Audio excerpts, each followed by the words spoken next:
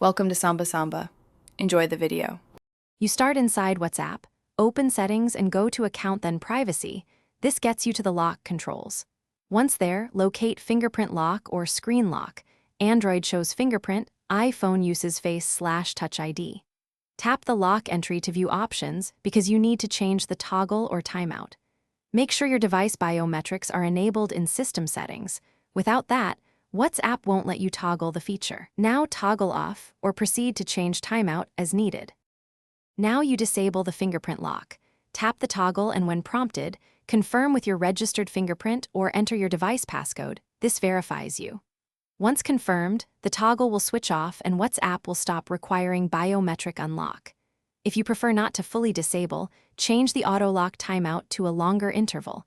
This reduces annoyance while keeping some protection. Remember, changing this setting updates only WhatsApp behavior, not system biometric settings, so you're only affecting app access. Finish by restarting WhatsApp and testing access. Open the app to confirm no fingerprint prompt appears.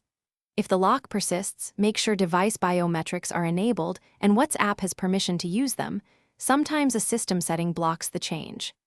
If problems continue, remove and re-register your fingerprint in system settings, then toggle WhatsApp again.